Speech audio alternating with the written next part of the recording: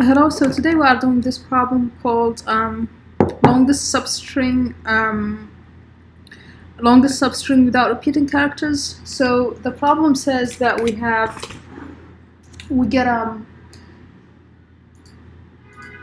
a string basically, and the string is we want to find the length of the longest substring that doesn't have any repeating characters. So something like this here, like this ABC, this string here, the max substring we can find that doesn't have any repeating characters is ABC basically. Is a string of like 3. That's the max length we can have. For this one, the max is 1 because they are all repeated. For this one, the max is this one, KEW. And so, how can we solve this problem?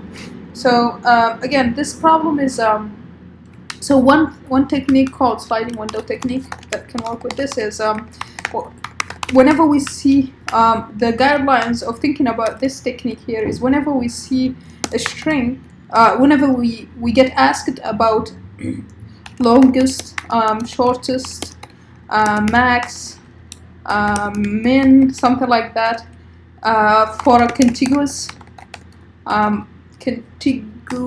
part of a subarray. And a contiguous part of subarray is the same thing as a substring of a string, right? And so let's think about this. Let's see if we can use that here. So if we place I if we try to get a window here, so we place I and G here, and we check.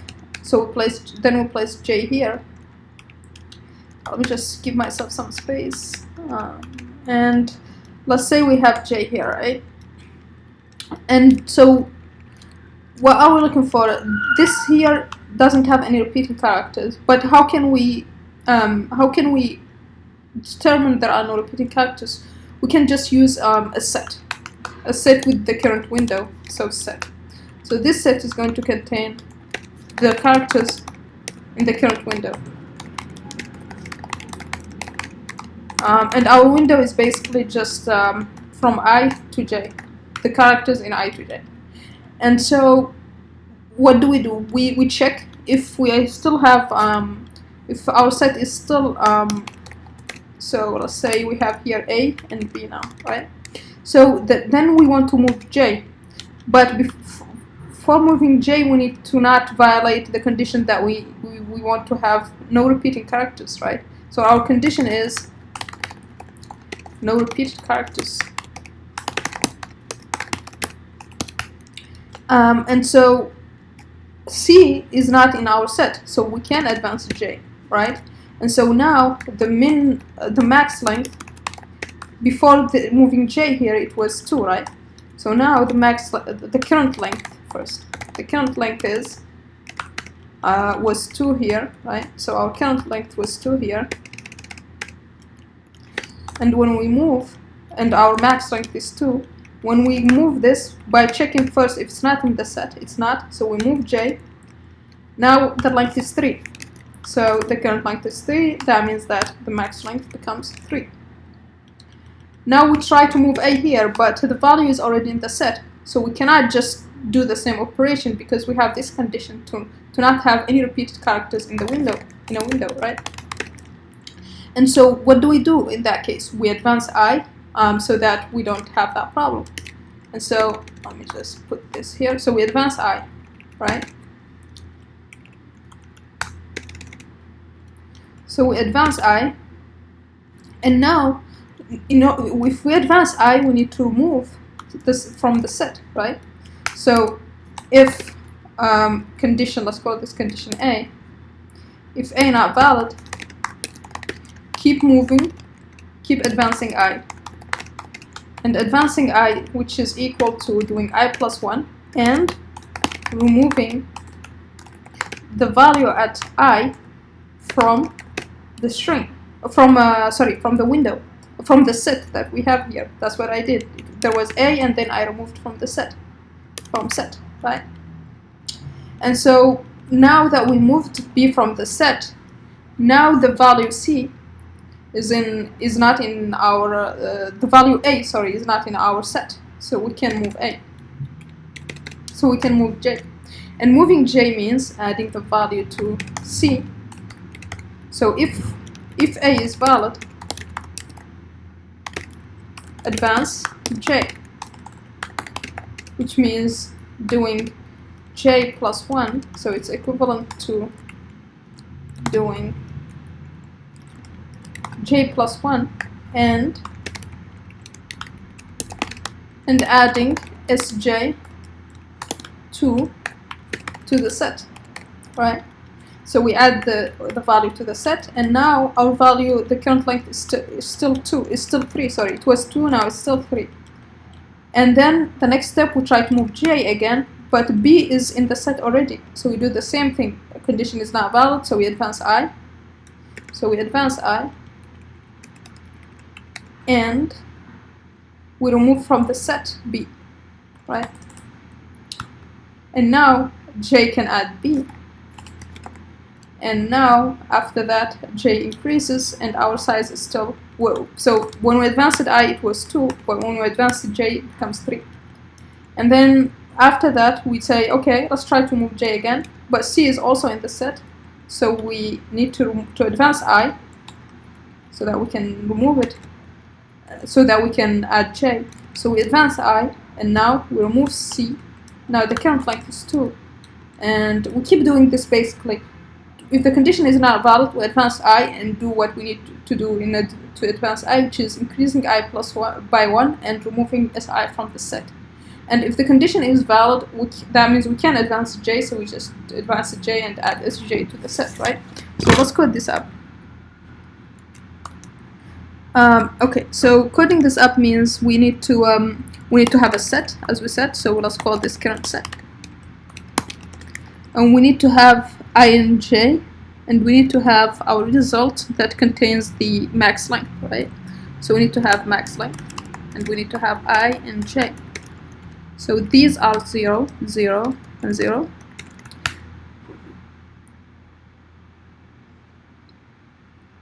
After that, we need to go through. So when do we stop? We stop when J and I reach the end, right? So we stop when. So we continue while we haven't reached the end, right?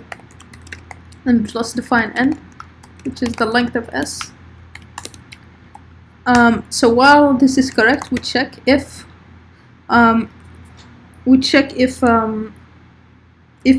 so what did we check? We need to check if the value at J is in the set, right? So we check if is in current set. If it is, that means the condition is not valid, right? So what do we do in that case? In that case, we advance I. So advancing I means, we said it means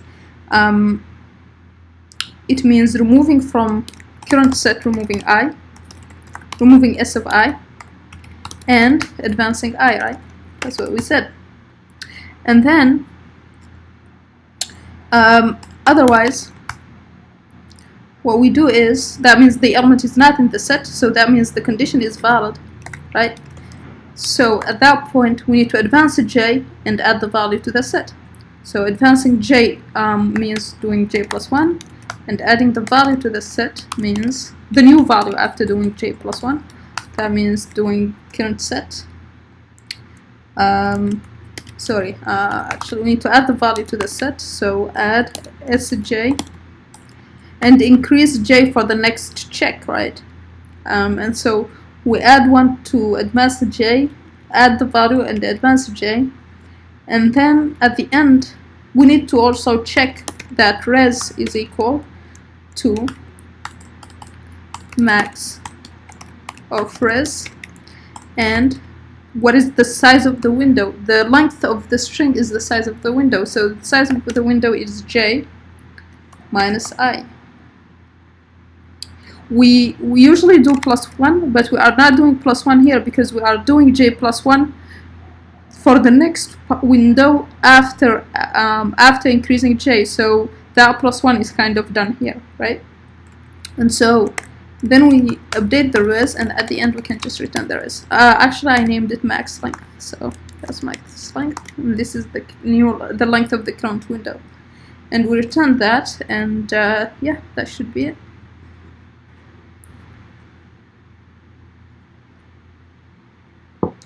Okay, so passes for this case. Let's try with this one.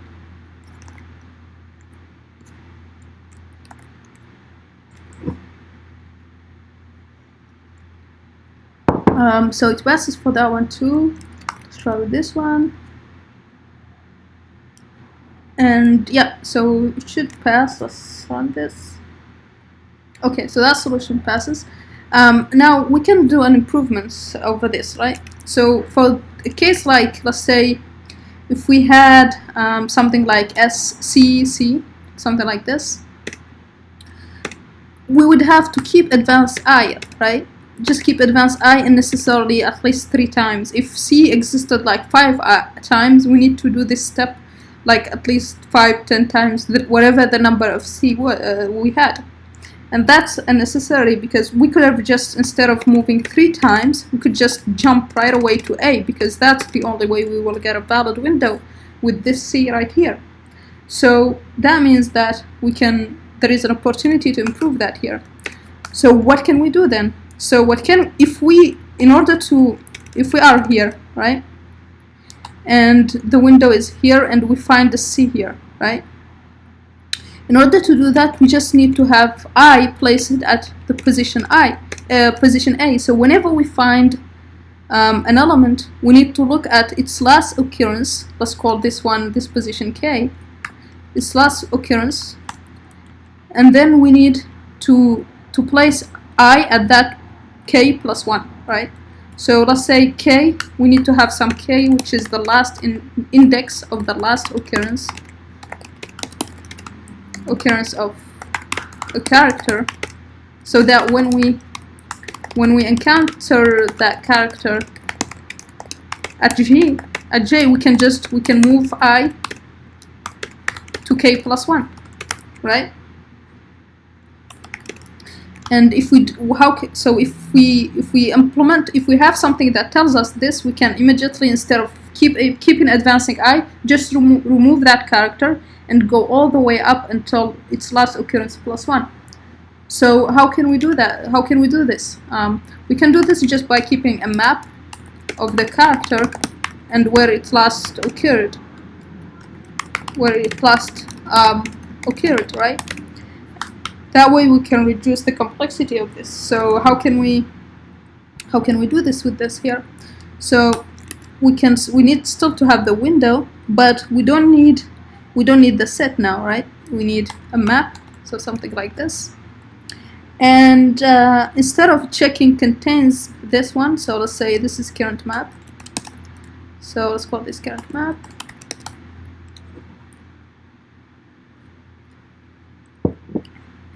And instead of doing I plus 1, which is advancing every time, we are just going to take the current map, and we are going to get the position of the last occurrence of the value plus 1, right?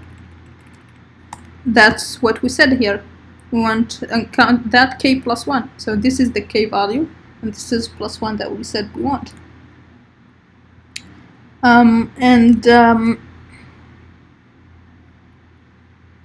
And then what we need to do is we need to take the max of that with the current position J, because what if J was like here and the last occurrence was before, right? So we need to still take the max, the value that will get us the farthest. And then what happens for the else now? We don't need to add a set, right? We need just the map, so we need to add to the map instead.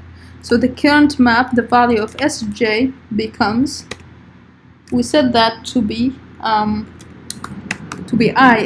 where the position we are at, which is the value of Sj is actually J, right? And we increase J, and then after that we do the same thing for the max length. That doesn't change, and that's about it. That's the only change we need to do.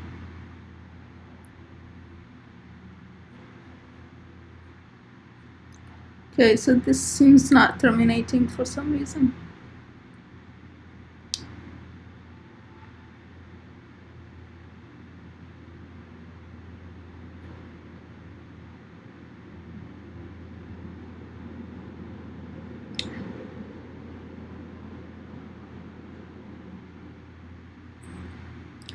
Actually, we should do j no matter what. We should add j no matter what, right? We should do j plus 1 no matter what.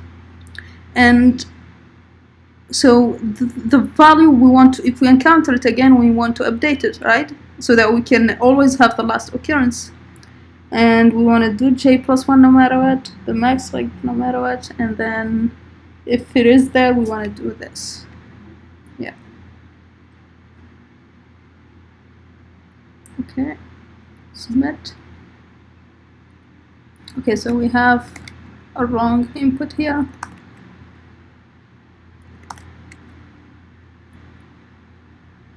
So one thing though I prefer to do here is, instead of doing this, the plus 1 here, we can do it when we are adding, right? So we can add in the map I where it last occurred plus 1, right? And then at this point we can just do this. And what if the value was not, no, the value is always in the map. Okay, so I'm doing j actually. I should add the start. So what if the value occurred before the start, right? So what if the position where it last occurred is before the start? At that point, there is no need to take it because it's before our start, so we don't care about it. So yeah, it should be max with I.